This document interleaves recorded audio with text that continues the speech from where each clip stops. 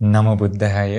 सर्वप्रथम तथागत भगवान बुद्ध को मेरा नमस्कार एवं मेरे गुरुदेव के चरणों में सादर नमन। आज हम आप लोगों को अरहंत अनिरुद्धबंत जी के बारे में आज बताने वाले हैं।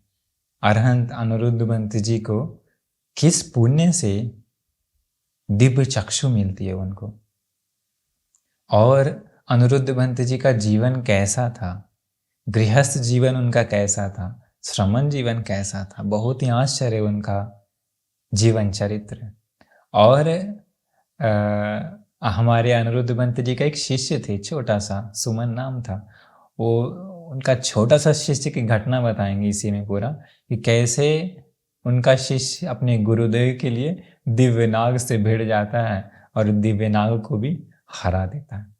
तो ऐसा ऐसा बहुत सारा है इसमें, कैसा कैसा पुण्य कर्म करके कैसे उन लोगों को अरहत्व भी मिल गया, मुक्ति भी मिल गई, और कैसे उन लोगों को इतना क्षमता, दिव्य शक्ति आदि वगैरह क्या क्या मिली, वो सारा चीज इसी प्रवचन में समझ सकते हैं। तो शुरुआत कहाँ से होती है पता है? अनिरुद्धबंत जी का शुरुआत उनकी होती है बहुत ही अतीत में, बहुत पहले। पद्मुत्तर नाम का एक बुद्ध धरती पर जन्म लिए थे। उसी बुद्ध के समय एक जवान व्यक्ति था। वो जवान व्यक्ति देखा भगवान बुद्ध जी एक किसी भिक्षु को विशेष पद दे रहे थे। वो पद क्या था कि ये भिक्षु दिव्य चक्षु में, दिव्य चक्षु का अर्थ होता है दिव्य लोक, ब्रह्म लोक, सारे लोगों को अपने दिव्य दृष्टि से देख सकता, अग्र पद मिल रहा था। उसके मन में भी आशा आती है कि अरे मुझे भी ऐसा अग्रपद मिलेगा तो अच्छा होगा। वो क्या करता है वो व्यक्ति, देखिए अभी वो पुण्य, वो क्या करता है, भगवान बुद्ध सहित सारे श्रावक संघ को 7 दिन तक अखंड भोजन दान देता है। 7 दिन तक अखंड भोजन दान दे करके 7वें दिन प्रार्थना करता है कि भगवान, हमने जो पुण्य किया है, इसी पुण्य की बल से हम चाहते हैं कि हमें भी किसी बुद्ध शासन में दिव्य चक्षु भिक्षुओं में अग्रपद मिले। भगवान बुद्ध मुस्कुराते हैं और कहते हैं कि शिष्य, भविष्य में एक बहुत समय के बाद एक समय आएगा, भद्रकल्प आएगा। उसी भद्रकल्प में गौतम नाम के बुद्ध जन्म लेंगे। उसी बुद्ध के समय में तुम्हारी ये मनोरथ संपूर्ण होगी। ऐसा भगवान बुद्ध जी बताते हैं। बहुत खुश होता है वो। जीवन में आदि बहुत प्रकार से पुण्य करता है। संसार में धीरे धीरे संसार चलते आया, बहुत समय, कल्पों कल्प बीत गए, करोड़ों अरबों साल से भी ज्यादा समय बीत गए। पर देखिए संसार चक्र कैसा है। इसी भद्रकल्प में उसी व्यक्ति का जन्म हुआ मनुष्य लोक में। पर देखिए तो संसार कैसा है। वह उस जन्म में तो दान दिया, इस जन्म में इतना गरीब फैमिली में जन्म लिए कि क्या कहते हैं उसमें, धम्मपद में है ये, कि उन्हें नाम रहता है अन्नबहार। अन्नबहार नाम रहता है। और जंगलों से लकड़ियां काट करके, एक सेठ था उस समय, सुमन नाम का एक सेठ था, उसी सेठ के पास जा करके बेचते थे और उसी से फिर वो अपना जीवन चलाते थे। पर देखिए वही पुण्य के, पर ये देखिए संसार कहाँ से कहाँ इंसान को लेकर के चला जाता है ना। एक दिन क्या हुआ, उसी समय एक बुद्ध थे, पच्चीक बुद्ध। आप लोग पच्चीक बुद्ध के बारे में सुने होंगे पहले। वो पच्चीक बुद्ध जी 7 दिन तक अखंड निरोध समापत्ति ध्यान में लीन थे। ये निरोध समापत्ति ध्यान होता है 7 दिन तक अखंड किया जाता है। उसी ध्यान में श्वास चलती नहीं है, धड़कन चलती नहीं है। लाइक मरा हुआ बॉडी पर मरा हुआ नहीं रहता, जीवित रहता। और 7 दिन के बाद अपने आप उठते हैं। तो उन वैसे व्यक्ति को दान दिया तो पुण्य का सागर बह जाएगा। तो 7 दिन के बाद वो उठते हैं पच्चीक बुद्ध जी और देखते हैं कि आज मैं किसके पास जाऊंगा, जो अगर कोई व्यक्ति दान देगा तो उसे बहुत पुण्य मिलेगा। वो देखते हैं अपनी दिव्य दृष्टि से कि यह एक गरीब व्यक्ति है, नाम बताए थे अन्नभार, ये बड़ा ही दुखियारा है, इसके पास जाना चाहिए। अगर ये थोड़ा भी दान देता है तो ये दुखी जीवन अभी तो है, पर अगले जन्म में ये सुखदायी इसको मिल जाएगा, सुख मिल जाएगा। ऐसा सोच करके वो पच्चीक बुद्ध जी, जब वह अन्नभार लकड़ी काटने के लिए जंगल में जा रहा था, मतलब चला गया था, उसी के सामने वो बुद्ध जी आसमान से सामने नीचे आते हैं। वह देख करके अपना मन को अत्यंत प्रसन्न कर लेता। पैरों तुरंत लकड़ी काट के जा रहा था वो, सर पर लकड़ी का बोझा लिए हुए था। तो बच्चे के बुद्ध को तुरंत बोझा पटक देता है, बच्चे के बुद्ध को प्रणाम करता है और पूछता है कि हे मुनि जी, आपको भोजन मिल गया क्या, भोजन किया क्या? मुनि लोग तो अलग स्वभाव के होते हैं, वो कहते हैं उपासक मिलेगा, अभी समय है। वो समझ गया कि भोजन नहीं मिला, अत्यंत प्रसन्न हुआ, बोला हे मुनि जी थोड़ा सा रुक जाइए, हम तुरंत देखते हैं मेरे पास है कि नहीं कुछ। दौड़े दौड़े घर पर गया, पत्नी को बोला हे सुंदरी सुंदरी मेरी बात सुनो, मेरा भोजन है क्या, मेरा भोजन बचा है क्या? वो उसकी पत्नी कहती हाँ हाँ बचा हुआ है, तुम्हारा खाना बचा हुआ है।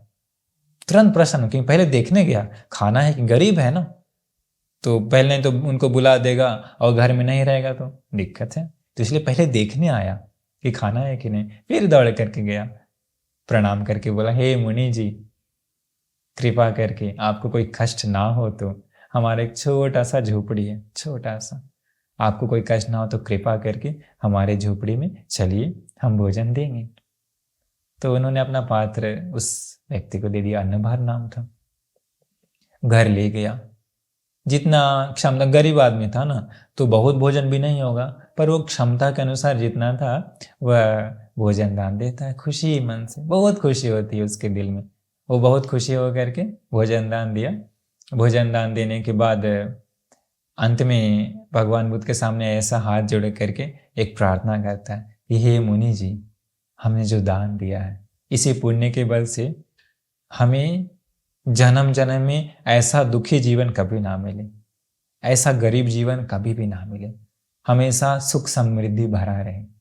और इसी पुण्य के बल से एक और प्रार्थना करते हैं वो, देखिए बड़ा बड़ा सुंदर प्रार्थना वो करते हैं क्या वो व्यक्ति, कि कभी भी मुझे ना वचन कभी भी ना मिले। ना वचन, ना वचन मतलब कि ये चीज नहीं है ऐसा कभी भी मुझे ऐसा सुनने के लिए ना मिले, ऐसा वो प्रार्थना करते हैं। वो बच्चे के बुद्ध जी आशीर्वाद करके फिर चले जाते हैं। इसके बाद वो दान बहुत मुश्किल का था ना, क्योंकि उसी दिन अभी वो भूखे रह गया होगा, क्योंकि गरीब आदमी था, खाना ज़्यादा नहीं होगा। अपना पेट भूखे रख करके, अपने पेट का भोजन अग्नि को सह करके, कौन सी अग्नि, भूख नाम की अग्नि को सह करके उसने अपना भाग श्रमण जी को दिया था, बच्चे के बुद्ध को दिया था। यह दान को देख करके जिस सेठ को वह लकड़ियां बेचता था, उसी सेठ के छत्र में, सिंहासन में, छत्र में एक देवी रहती थी, वह साधु साधु कहती है, मतलब उसका दान को देख कर खुश होती है। वह सेठ कहता अरे तुम किसको साधु खाद दे रही हो? तो कहता है तुम्हारा एक जो सेवक है अन्नभार, आज उसने ऐसा ऐसा दान दिया है। तो वो बोलता है उसी का दान तुमको दिखा, हम इतना दान देते हैं, हमको मेरा दान नहीं दिखा, क्योंकि उसने आज तक कभी भी बच्चे के बुद्ध को दान नहीं दिया था, सेठ ने गरीबों को देता था। तो सेठ सोचता है कि अगर वो गरीब व्यक्ति का दान कितना उत्तम होगा कि देवी भी साधुकार दे रही, तो वो दान तो बड़ा ही विशेष कुछ ना कुछ तो है, ऐसा तो दान का पुण्य हम छीनेंगे, दान का पुण्य हम अपने कब्जा में कर लेंगे। ऐसा सोच करके अपना सेवक को बुलाता है बुला करके देखे क्या हुआ, बुला के बोला सच बताओ तुमने ऐसा दान दिया? वो कहता हाँ मैंने ऐसा ऐसा दिया। ठीक है, एक सोना का सिक्का निकाला अपने पॉकेट से। कौन? सेठ जी। अभी जानते हैं कि पैसा से किसी को भी लुभाया जा सकता है। उसने क्या किया, एक सोना का सिक्का, एक सोना का सिक्का उस समय बहुत कीमती था, बहुत ज्यादा। तो उसने कहा ये सोना का सिक्का लो और तुमने जितना भी पुण्य अर्जित किया वो सारा पुण्य मुझे दे दो, सब मुझे दो, सब मुझे, नहीं रखना तुम्हें। बोला नहीं नहीं सेठ जी ऐसे नहीं होगा, जान चले जाए पुण्य नहीं देंगे, हमने बड़ा मुश्किल से वो पुण्य कमाया है, वो हमेशा मौका मुझे नहीं मिलता, हम नहीं देंगे।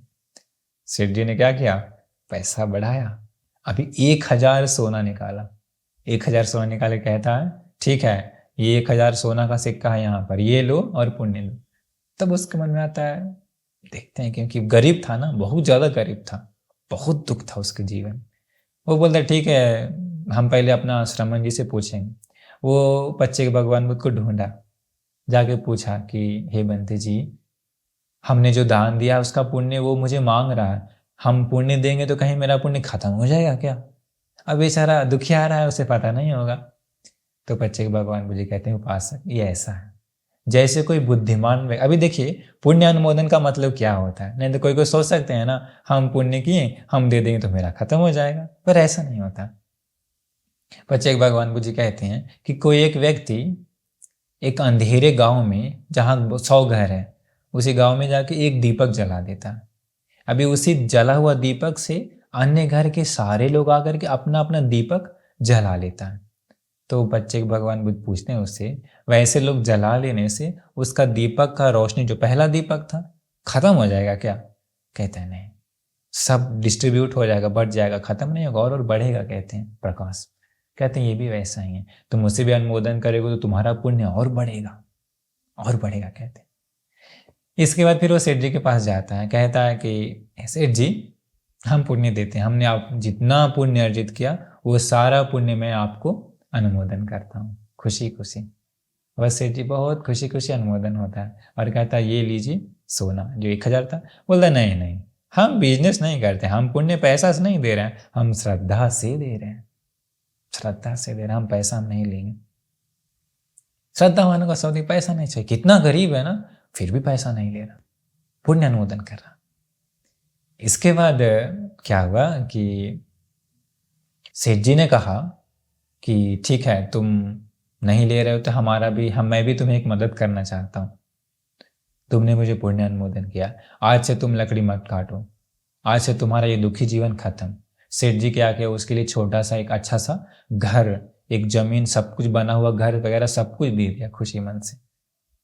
इसका अपना मित्र के समान मानने लगा, बिजनेस का भी काम संभालने लगा दोनों। इस प्रकार दोनों जीवन भर दान पुण्य करते हुए समय के अनुसार दोनों देवलोक चला गया।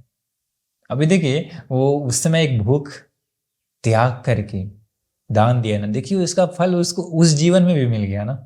सत्य तो यही है, उसको उस जीवन में भी मिल गया। अभी देखिए घटना कैसे कैसे जन्म जन्म में जाता है। दोनों देवलोक गए, हमारे भगवान बुद्ध का समय आया। भगवान बुद्ध का समय आने के बाद जो अन्य बार था, जो बहुत ही दुखियारा था, उसका जन्म हुआ पता है कहाँ? शाक्य फैमिली में, भगवान बुद्ध का परिवार में।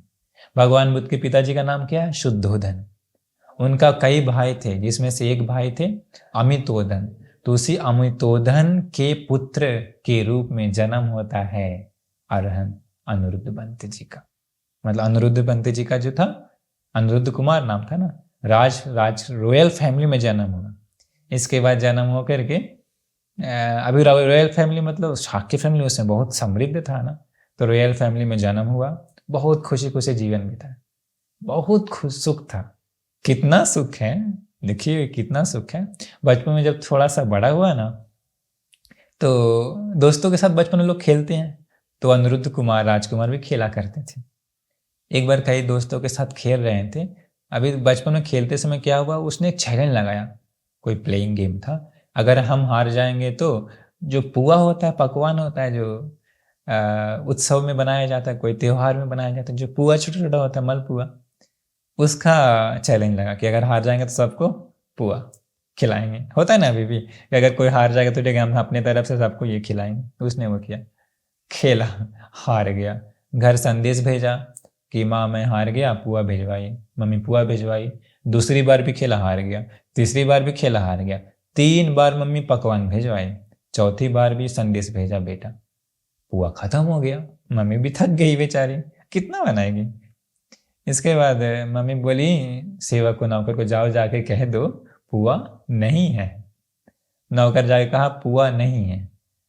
उसने सोचा पुआ नहीं है एक प्रकार का पुआ है, वो कोई नाम बोल रहा है। राजकुमार कहता है जाओ जाके माँ से कहो पुआ नहीं है, नाम वाला पकवान भेजिए। मतलब कि बचपन से नहीं है वचन कभी सुना नहीं था, सब कुछ था। याद है उसने प्रार्थना की थी पहले, उसी के अनुसार वो पुण्य उसे मिल गया था, सुख। नौकर जाए कहा कि मालकिनी जी बेटा समझ में नहीं आ रहा बेटा को कि पुआ नहीं है क्या होता है, ना वचन शायद उसने कभी सुना नहीं। माँ बोली अच्छा सिखा देते हैं उसे आज। माँ क्या की, एक सोने का छोटा सा बर्तन में सोना का ढक्कन से ढक करके, कपड़े से ढक करके बोली जाओ, खाली था, कुछ अंदर नहीं था, जाओ जाके बोल दो यही है, नहीं पुआ, मतलब पुआ खत्म, खत्म हो गया। अभी देखिए मम्मी समझाने के लिए क्या कर रही है। इसके बाद वो जाते रहते हैं, नौकर जाते रहता है खाली डब्बा लेकर के। देवताओं ने देखा कि ये जो राजकुमार है पिछले जन्म में अपना भूख बिना ध्यान दिए बच्चे को, बुद्ध को भोजन दान दिया है और ऐसा प्रार्थना किया है, हम लोग के रहते हुए इसको ऐसा नहीं होना चाहिए। इसने पुण्य किया, बच्चे को, बुद्ध को दान दिया। देवताओं ने क्या किया, दिव्य पकवान, दिव्य पुआ उस बर्तन में भर दिया, वो ले जाकर के दिया। जैसे ही ढक्कन खोला, पूरा शहर में, पूरा एरिया में, कपिलवस्तु में पूरा सुगंध फैल गया, दिव्य सुगंध। उसने खाया, राजकुमार ने, पूरा का पूरा इतना मजा आया उसको, लोगों को भी खिलाया। अच्छा, वह तो गुस्सा हो गया, इतना पहले आज तक कभी भी मेरी माँ ने इतना अच्छा पुआ, नहीं वाला पुआ पुआ नहीं है नाम वाला पुआ कभी नहीं खिलाई माँ, आज देखी तो खिलाई है बचपन से। थोड़ा सा नाराज हुआ पर बहुत खुश हुआ। घर गया, घर जाके कहता माँ अब मुझे प्यार नहीं करती है। बेटा ऐसा क्यों कह रहे हो तुम? माँ आपने आज तक मुझे पुआ नहीं है नाम वाला पुआ मुझे क्यों नहीं खिलाया, आज आपने खिलाया, कितना स्वादिष्ट था। मम्मी सोची कि अब डब्बा तो भेजा था खाली, बाहर कैसे गया भाई। नौकर से पूछा कि सच बताओ कि उस डब्बे में कुछ था? बोलता मलकिनी जी हाँ, खोलने के बाद तो एक अलग प्रकार का पुआ था जो मैंने आज तक नहीं देखा था, दिव्य, बहुत सुगंध फैल रहा था, बहुत ज्यादा सुगंध था। माँ बुद्धिमान थी, समझ गई कि जरूर ये मेरे बेटे का पुण्य है, मेरे बेटे का पुण्य है, इसलिए उसे देवताओं ने जरूर वो पुआ रखा होगा उस कास्केट में। उसी दिन के बाद से माँ पता है क्या करती है, जब भी बेटा पुआ मांगता है खाली डब्बा भेज देती है, देवताओं दिव्य पुआ भर देती हैं उसमें। इस प्रकार से बचपन में ना वचन कभी भी नहीं सुने, गृहस्थ जीवन में अनिरुद्ध बंसी जी सारा सुख समृद्धि भरा हुआ था। समय के अनुसार अभी क्या हुआ, सिद्धार्थ राजकुमार बड़े हुए, गृह त्याग किए, बुद्ध बन गए। बुद्ध बनने के बाद शाक्य फैमिली से भी कई लोग जाके चीवर पहने ना, तो अनिरुद्ध बनते का अपना एक भाई थे महानाम, तो महानाम ने, अनिरुद्ध भी बड़ा हो गए थे अनिरुद्ध राजकुमार, कुछ अनिरुद्ध देखो हम लोग का परिवार से अभी तक कोई चीवर नहीं पहना है, इसलिए एक जरूरी है पहनना, बोलो तुम पहनोगे या मैं पहन लूं, तुम पहनोगे क्या? अब सुकुमार है, बड़ा ही सुकोमल है, सुख से पला बड़ा था। अनिरुद्ध बनते देखिए आगे भिक्षु बनने के बाद उनका जीवन कैसा हो जाता है, सामान्य व्यक्ति को नहीं सोच सकता। भिक्षु बनने के बाद 55 साल तक वो सोए नहीं है, 55 साल तक सोए नहीं है, जरा सोचिए तो, दिन रात। अभी व्यक्ति सोएगा नहीं तो पागल हो जाएगा, पर वो कैसा रहेगा श्रमण जी, हम लोगों के सोच से परे है। तो अनिरुद्ध राजकुमार कहता है कि भैया हम नहीं चीवर पहन पाएंगे, हम बड़ा ही सुकोमल है। तो ठीक है, चीवर नहीं पहनोगे तो काम धंधा तो करना पड़ेगा, गृहस्थ जीवन में रहना है तो दुनियादारी देखने के लिए वो सब करना पड़ेगा, तो करना ये सब बिजनेस का काम करना पड़ेगा। तो पूछा बिजनेस क्या होता है सोचिए बिजनेस क्या होता है, वो पूछ रहे हैं, मतलब सोचिए बिजनेस भी नहीं पता। एक बार क्या हुआ था, वो घटना बता रहे हैं धम्मपद में, ये भगवान मुझे बताएं कि एक बार अनिरुद्ध, राजकुमार किम्बिल और राजकुमार भद्दी, ये तीनों दोस्त लोग एक बार खाना बातचीत हुआ तीनों में, उसमें चावल जो था एकदम हाई क्लास का था, बासमती तेल, बासमती से बहुत हाई क्लास का चावल था। उन तीनों में एक दिन बात हुआ कि भात कहाँ से आता है, तो जो राजकुमार खिम्बिल था वो कहता है भात आता है कोठी से याद है आप लोगों को, पुराने घरों में, अभी तो कोठी नहीं है, पुराने घरों में मिट्टी का एक ड्रम जैसा रहता था, उसी में लोग चावल को रखते थे पुराने घरों में, अभी शायद नहीं रहता था, मिट्टी का घर में मिट्टी का बनाया रहता था। तो वो कहता है कि वो भात आता है कोठी से, क्योंकि चावल उसी से वो निकलता देखता था, कभी भी वो खेत नहीं देखा, इसका मतलब चावल का खेत कोठी से निकलते दिखता था, तो वो कहा कि कोठी से आता। इसके बाद राजकुमार भर्ती कहता नहीं नहीं, कोठी से नहीं आता, चावल जो भात आता वो तसला से आता, जो चूल्हा पर जो बर्तन होता वो हमेशा उसी में देखे थे। उसने सोची कितना सुख समृद्धि से रहे होंगे।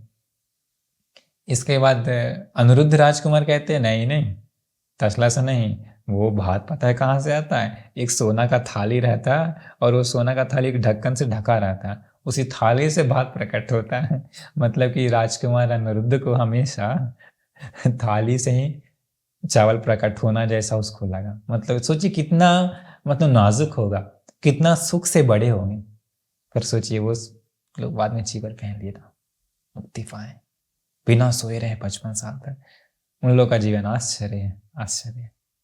आगे क्या हुआ तो महानाम जो भैया थे वो बताए बिजनेस में ऐसे काम करना पड़ता है, ऐसा होता है, ऐसा ऐसा ऐसा था, काफ़ी सारा प्रोसेस बताया।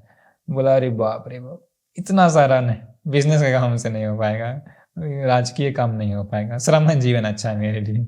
उसने फिर क्या करते हैं, अनिरुद्ध भंत जी, आनंद भंत जी, किम्बिल, भगु, नंदी, ये सारे लोग, देवदत्त, 5-6 लोग मिल करके सब लोग झात में जाके फिर चीवर पहनते हैं ना। चीवर पहन के बाद में अनिरुद्ध भंत जी, पुण्य था मुक्ति के लिए, याद रखे वो प्रार्थना किए थे 7 दिन पुण्य करके। तो ऐसा नहीं कि केवल वो 7 दिन ही दान दिया था, 7 दिन तो दान दिया, बाकी भी जन्म जन्म में जरूर मेहनत करते हैं वो लोग, जन्म जन्म में मुक्ति के लिए मेहनत करते हैं, करते आते हैं वो लोग, क्योंकि उन लोगों को सदा सत्पुरुषों की संगति मिलते जाती है। तो ज़्यादा समय नहीं लगा, अनिरुद्ध भंत जल्द से ही अरहंत बन जाते हैं। अरहंत बन जाने के बाद दिव्य चक्षु में अग्रपद उन्हें मिल जाता है। किन्हें? अनिरुद्ध भंत जी को, दिव्य भिक्षु में। वो कहते हैं एक पल में उनको 1000 ब्रह्मांड को देख सकता है, एक पल में, एक पल में 1000 लोगों को देख सकता है दिव्य दृष्टि से। कैसा दिव्य दृष्टि होगा उनका। तो अरहंत अनिरुद्ध भंत जी अरहंत होने के बाद दिव्य चक्षु से देखें तो अपना पिछले जन्मों को भी देखते हैं कि मैंने क्या क्या पुण्य किया था। तो उन्होंने देखा कि मैंने 7 दिनों तक दान दिया था, और संसार को देखा तो एक जन्म में बहुत गरीब थे, उसी जन्म में उन्होंने पच्चीक बुद्ध को दान दे के ऐसा प्रार्थना किया था, और उन्होंने देखा कि किसी को उन्होंने पुण्य अनुमोदन किया था। पुण्य अनुमोदन, वो व्यक्ति कहाँ है, ऐसा वो देखते हैं। पुण्य अनुमोदन के बारे में देखिए बताते समय और मुझे याद आया कि भगवान बुद्ध जी जब एक बार पाटलिपुत्र में भी थे ना, तो पाटलिपुत्र में भी उन्होंने 2 व्यक्तियों को कहते हैं कि संघ को दान दे करके, सुनीत और वास्यकार नाम का 2 व्यक्ति रहता है, उन लोगों को बताते हैं कि संघ को दान दे करके पुण्य देवताओं को अनुमोदन करने के लिए।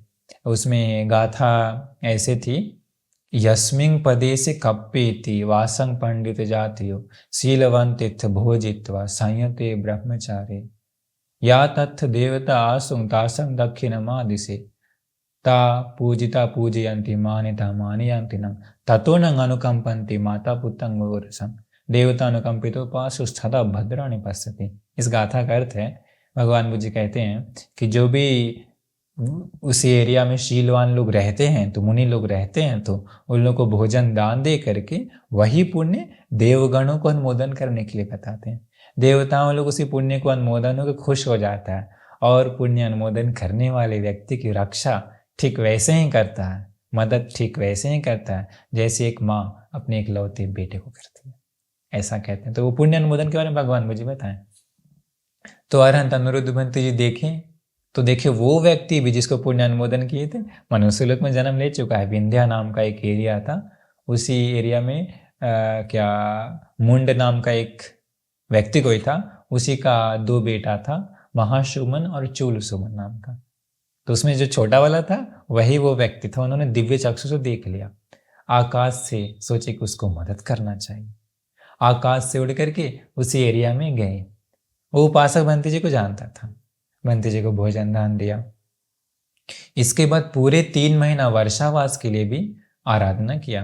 वर्षावास के पश्चात वो उपासक बंती जी को जो जरूरत होता है, चीवर, गुड़ आदि वगैरह दान देता है। वो बंती जी कहते नहीं, मुझे ये सब नहीं चाहिए। उपासक कहता है कि बंती जी ये तो आपको ही मिला है ना वर्षावास में, ये आप ही का। नहीं, मुझे ये नहीं चाहिए। तो क्या चाहिए आपको? बंती जी कहते हैं मेरी सेवा के लिए, मेरी मदद के लिए कोई श्रामणीर नहीं है। अगर कोई वैसा होता तो अच्छा रहता। हाँ कोई बात नहीं बंती जी, हमारे दो दो बेटे हैं ना, एक बेटे को लेके जाइए बड़ा वाला को, महासुमन को। नहीं नहीं वो ठीक नहीं रहा, क्योंकि वो जानते हैं ना पुण्यवान कौन है। फिर कहते हैं ठीक है, मेरा छोटा बेटा को ले जाइए, पर एक लेकिन छोटा बेटा जो है 7 साल का है। कोई बात नहीं उपासक, 7 साल कोई दिक्कत नहीं, वो ठीक है। पंत जी लेके गए, चीवर पहनाए। जिस दिन बाल को काट रहे थे ना, और केसा लोमा नखा दंता तचो मनन करने के लिए दिया जाता है, अशुभ भाव ना, वो बाल काटते समय ही अरहंत हो गया। पुण्य देखिए तो, पुण्य ऐसा चीज है, इसलिए कहते हैं जितना हो सके जीवन में पुण्य करना चाहिए, पुण्य करना चाहिए। अरहंत हो जाने के बाद 2 सप्ताह तक उसे गांव में रहते हैं। इसके बाद अनिरुद्ध भंत जी के साथ वो अपना शिष्य 7 साल का, एक्चुअली कितना छोटा होगा ना, भंते लोग हिमालय लेकर के जाते हैं। हिमालय में कोई एकांत जगह पर कोई कुटिया में अनिरुद्ध भंत जी और शिष्य दोनों रहते हैं। तो अनिरुद्ध भंत जी के बारे में आपको पहले ही बताएं, वो इतना मेहनती थे, वीर्यवान थे। कहते हैं 55 सालों तक अरहंत अनिरुद्ध भंत जी कभी सोए नहीं, 55 साल तक नहीं सोए। सोचिए तो जरा कैसा रहा होगा उनका जीवन। लेकिन विमुक्ति सुख है ना, नींद नहीं चाहिए उनको। एक बार क्या हुआ, हिमालय में रहते समय पेट में दर्द आ गया। सुमन भंत जी पूछते हैं, सुमन शिष्य भंत जी, क्या हुआ गुरुदेव? कहते मेरे पेटों में दर्द है, पहले क्या दवा लेने से वो ठीक होता है? शिष्य पूछते हैं। कहते हैं अनोतप्त नाम का एक सरोवर है, तालाब है हिमालय में, उसका पानी पीने से ठीक हो जाता है। ठीक है, ऐसा तो हम वो पानी लेकर के आते हैं, क्या तुम लेकर आ पाओगे? बोलता हाँ बंती जी, हाँ गुरुदेव मैं लेकर आ जाऊंगा, क्योंकि वो अरहंत है ना। ठीक है, वहां उसी अनुतप्त सरोवर में एक दिव्य नाग रहता है, उसी दिव्य नाग को मेरा नाम बताना, वो पानी दे देगा। तो अनुतप्त जो सरोवर है वो मनुष्य की आंखों से नहीं दिख सकता है, वो मनुष्य की आंखों से परे की चीज है। तो वो अरहंत सामनेर बनती, सुमन नाम है, अपना रिद्धि के बल से आसमान से उड़ करके जाते हैं अनुतप्त सरोवर के पास। उसी दिन क्या हुआ था, उसी सरोवर में जो नाग था, दिव्य नाग, वो पूरा मजा ले रहा था, मस्ती कर रहा था अपनी नाग कन्याओं के साथ, पूरा पार्टी। उसी समय ये बंती जी आसमान से आ रहे थे ना, छोटे बंती जी, वो देख लिया ये श्रमण मुंडक लोग फिर से आ गया, अपने पैर की धूल मेरे सर पर डाल के चला जाता है, आज पानी नहीं देंगे। क्रोधित हो गया, क्रोधित हो गया। इसके बाद फिर क्या करने लग, क्रोधित होकर के वो सरोवर जो है कितना 500 किलोमीटर बड़ा है, सोचिए कितना बड़ा होगा, मनुष्य की आंखों से परे है ना। वो पूरे सरोवर को, अपना फन को इतना विशाल किया, दिव्य है ना नाग, इतना विशाल के पूरा सरोवर फन से ऐसे पूरा ढक गया। ये छोटे 7 साल के बनते जी आके कहते हैं कि हे महातेजस्वी नागराज, हमारे गुरुदेव के पेट में दर्द है, उन्हें पानी चाहिए थोड़ा सा, इस सरोवर का कृपा करके दे दीजिए। वह नाग कहता है अरे उधर कितना गंगा यमुना नदी है, उन नदियों से पानी ले लो, क्या दिक्कत है तुझे? कहते हैं नहीं, मेरे गुरुदेव को इसी सरोवर के पानी से पेट का दर्द ठीक होता है, कृपा कर दे दीजिए। वो गुस्सा, नहीं हम नहीं देंगे, अगर तुम में इतनी ही क्षमता है, इतना हिम्मत है तो लेके दिखा दो, हिम्मत है तो। बंती जी पूछे ले ले, हिम्मत है तो लेके दिखाओ, शक्ति है तो। 3 बार वो पूछते हैं छोटे बंती जी। 3 बार पूछने के बाद सोचते हैं आज दिखाना चाहिए अरहंत बुद्धों का महानुभाव, बुद्धों का तेजस्वी इस नाग को दिखाना चाहिए, ऐसा छोटे बंती ने सोचा। सारे देवताओं के पास गए, सारे देव लोग ब्रह्म लोग गए, सब लोग बोले आइए आकर के देखिए एक महायुद्ध होने वाला है, कौन जीतेगा कौन हारेगा। सारे देव ब्रह्म आसमान में छा गए, फिर से आए, फिर से नाग से पूछा पानी दे दीजिए, उसने कहा हिम्मत है तो ले लो, 3 बार बोल दिया। वो अरहंत सामने सुमन महंत जी ने क्या किया, एक 120 किलोमीटर ऊंचा एक बड़ा सा ब्रह्म का शरीर धारण किया अपनी शक्ति से, और जोर से ऊपर से नीचे कूदे। अभी सोचिए जोर से अगर कोई पानी में कूदेगा तो क्या होगा, पानी ऊपर आता है ना, तो जोर से कूदने के कारण कपड़े की तरह नाक का फन जो है पूरा पानी के अंदर चला गया, और पानी से जो पानी के अंदर जोर से फुहारा मारा उसने, तो नीचे से, पानी के नीचे से जोर से प्रेशर बनने के कारण पानी ऊपर अपने आप आ गया, ताल वृक्ष की तरह एकदम ऊपर पानी फुहारा जैसा आ गया। बंत जी ने पात्र में पानी ले लिया, तुरंत चले गए। वो गुस्सा हो गया।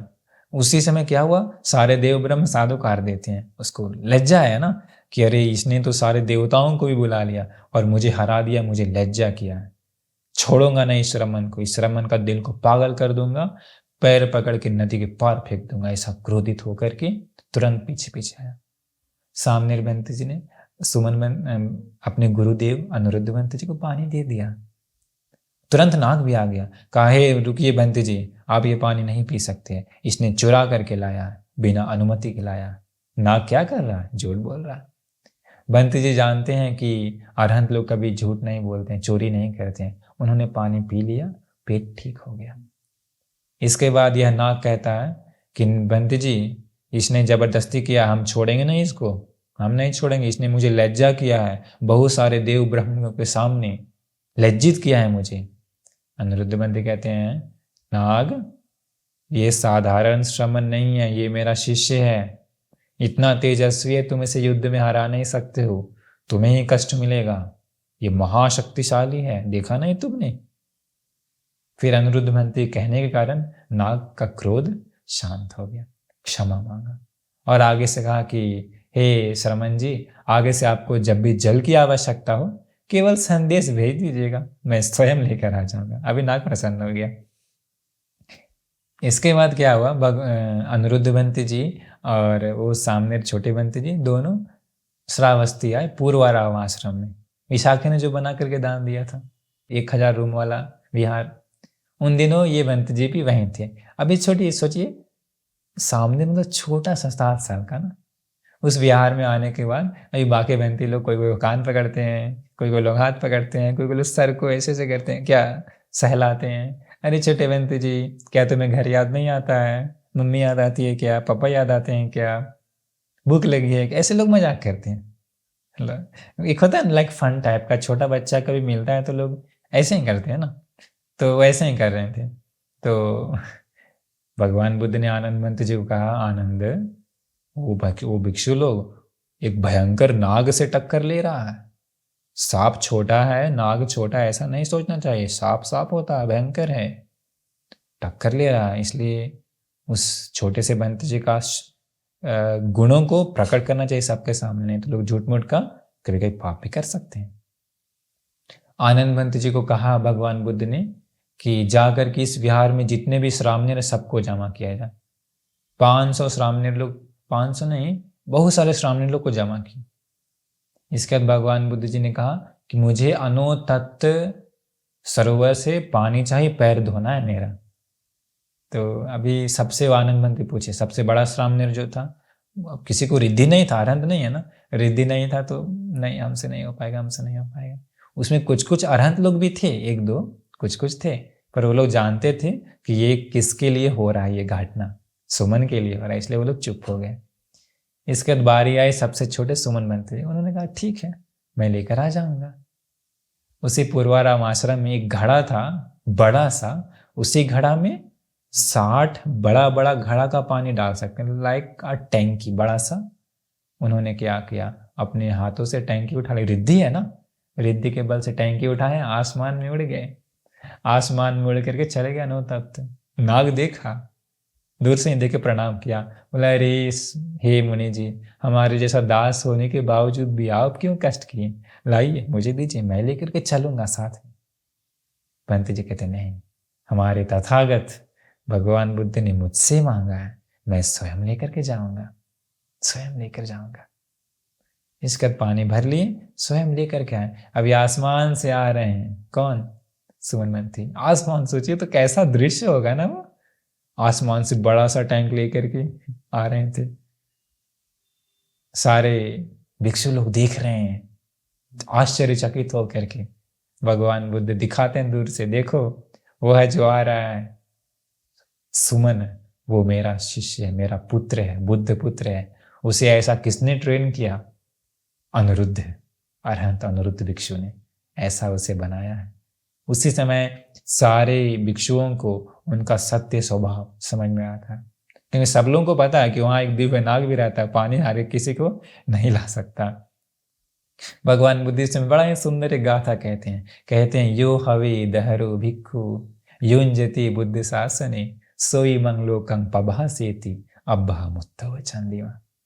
कहते हैं कि वो भिक्षु कितना ही जवान क्यों ना हो, कितना ही छोटा क्यों ना हो, यो हवे दहरो भिक्खु युंजति बुद्ध शासने, लेकिन वह छोटा ही है, धर्म को अपने जीवन में अमल करता है तो, बुद्ध शासन में सही प्रकार से चलता है तो, सोई मंगलोकं पभासेति, कहते हैं वो इस पूरे दुनिया को प्रकाश में करता है, ठीक वैसे ही जैसे पूर्णिमा के दिन चांद पूरी दुनिया को प्रकाश में करती है। भगवान मुझे ऐसा बताते। फिर इसके बाद वो बंत जी पानी लाते हैं, भगवान बुद्ध अपने श्री चरणों को धोते हैं। जरा सोचिए कितना वो सुंदर दृश्य रहा होगा ना। भगवान बुद्ध दर्शन को कितना गौरव उत्पन्न होता होगा उस छोटे से बंत जी के लिए। वो बंत जी उन भगवान बुद्ध के लिए पानी लाने को कितना खुश होता होंगे ना, दिल में कितनी खुशी आती होगी। कोई अहंकार नहीं कि मेरे पास ऐसा रिद्धि है। अभी सोचिए वो 7 साल के बंते उतना शक्तिशाली, कोई लोग कान पकड़ता होगा, कोई लोग सर को हाथ लगाता होगा, कोई पैर पकड़ता होगा, कहते हैं कि ना कोई लोग घर याद नहीं आती है, भूख लगी है क्या। अभी साधारण किसी को करेंगे तो गुस्सा हो जाएगा ना, या कोई पढ़ा लिखा आदमी है तो छोटा गुस्सा हो जाए, तुम लोग नहीं जानता मैं कौन हूँ। पर उनके मन में ऐसा कोई अहंकार नहीं। यही देखिए जिन लोगों का मन पवित्र हो जाता है ना, अहंकार उन लोगों के मन में नहीं होता, घमंड उन लोग के मन में नहीं होता। उन लोग बड़ा ही नम्र होते हैं, बड़ा ही नम्र होते हैं। तो कितना सुंदर उनके शिष्य अरहंत अनिरुद्ध मंत्र जी का। तो जैसे अनिरुद्ध मंत्र जी थे वैसे उनका शिष्य था। तो ऐसा था अरहंत अनिरुद्ध मंत्र जी का ये पूरा घटना, कौन कौन सा पुण्य किए, पिछले जन्म में क्या क्या हुआ। भगवान बुद्ध के समय रॉयल फैमिली में जन्म लिए, पुण्य था, अरहंत भी हो गए। और उसके साथ साथ उनका शिष्य का भी, जो पिछले जन्म में सेठ थे, पुण्य अनुमोदन हुए थे, वो भी इस जन्म में अरहंत हो गए। तो कितना सुंदर रहा होगा ना।